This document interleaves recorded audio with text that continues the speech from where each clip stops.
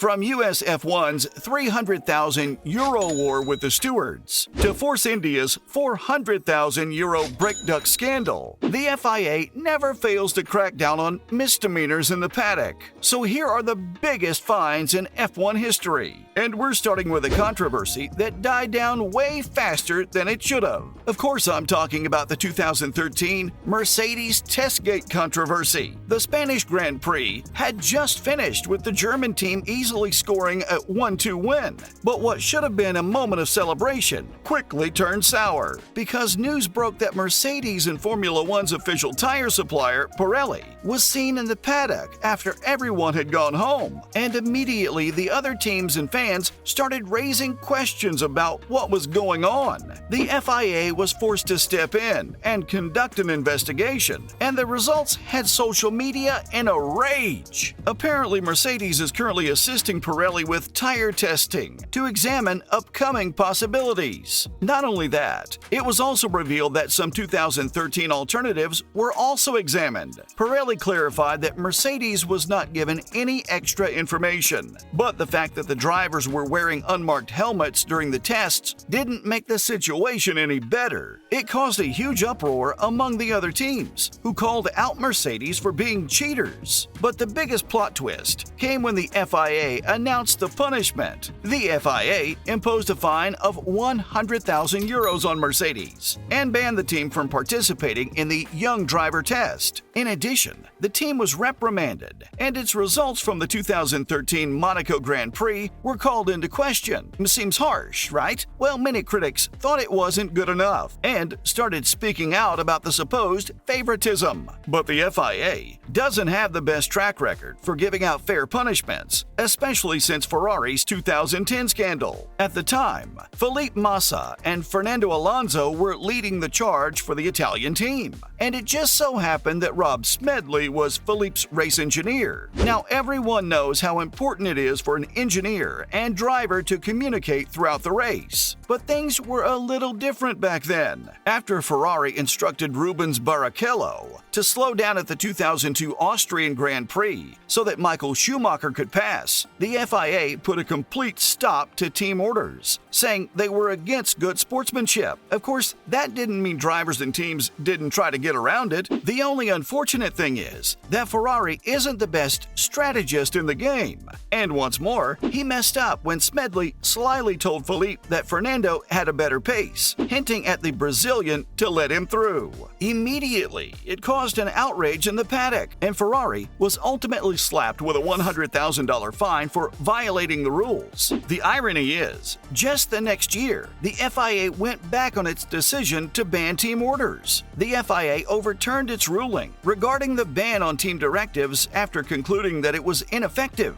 But while you can justify this fine, Force India's 2020 punishment is still considered extreme by many. In the 2020 season, the team was fined €400,000 for their brake ducts. Fellow midfielder Renault had formally objected to the shape of the Racing Point's front ducts, which led to a much bigger investigation by the FIA. The issue began with a protest after the Styrian Grand Prix, resulting in the FIA taking the car apart. The rumor was that the team had used Mercedes' 2019 design for their championship-winning W10, which turned out to be true. The brake ducts were duplicates, but it wasn't that simple. While the 2020 regulations prohibited teams from purchasing specific forms of intellectual property from other teams, Racing Point purchased the design back in 2019 while it was still allowed. The team looked to the W10 for inspiration for 2020, but since the rules had tightened over the winter of 2019-2020, only their rear brake ducts were based on the 2019 design, so they used their design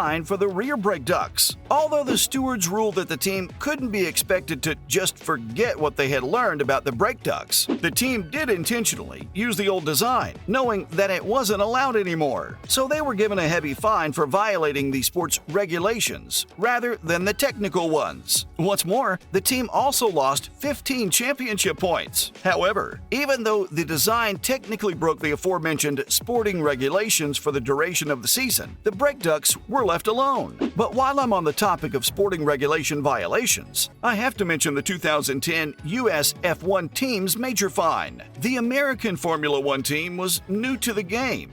Under the leadership of Ken Anderson and Peter Windsor, the two had big dreams for where they saw the team in 5 years. This is ironic, considering they didn't even make it past preseason testing. The team was part of FIA's expansion plans, as they welcomed 4 new teams to the circuit, a privilege many other organizations would splurge millions for. But USF1 ultimately decided not to attend at all, and was put under investigation for violating the sporting regulations.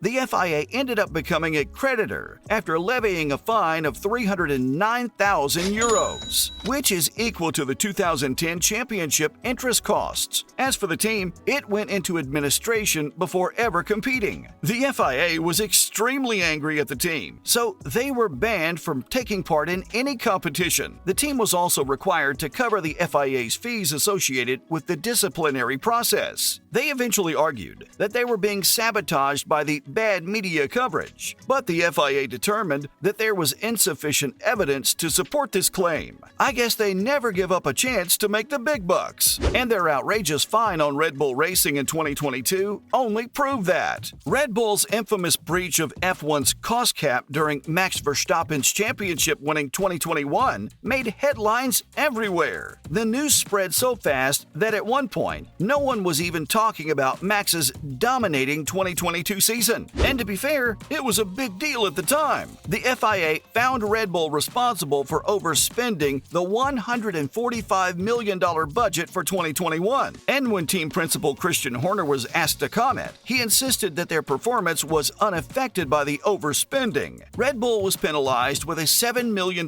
fine and a 10% decrease in aero testing until 2023. They had incorrectly interpreted 13 areas, which included staff catering. The FIA recognized that Red Bull's violation would have been only £432,652 if a tax credit had been properly applied. Red Bull was presented with an accepted breach agreement after the breach, with the financial penalty being one of the second largest in Formula One history. But they aren't the only team that's bad with finances. The team that's currently giving Red Bull a run for their money, billionaire Lawrence Stroll's Aston Martin, had the same issue. The team was slapped with a $450,000 punishment for breaching the 2021 budget cap. It was the first year a hard cap was introduced to level the playing field for the teams with smaller budgets. All the 10 teams were supposed to provide the FIA with thorough financial records for examination and verification of compliance. And Aston Martin and Red Bull were just the teams that failed to meet the requirements. But while Red Bull's penalty was insane, the other team got away with a slap on the wrist. According to the FIA, there is no accusation or evidence that Aston Martin was acting in bad faith or a fraudulent manner throughout the procedure. Not only that, but the investigation also found that the team didn't get any advantage from overspending. But compared to Williams, who had a procedural error, the fine was still major, since the midfield team had to dish out only $25,000. Aston Martin was given the option of accepting an accepted breach agreement, which they gladly accepted, and just a year later, they're fighting for podiums alongside the Bulls. Well, there you have it. These were some of the biggest fines in F1 history.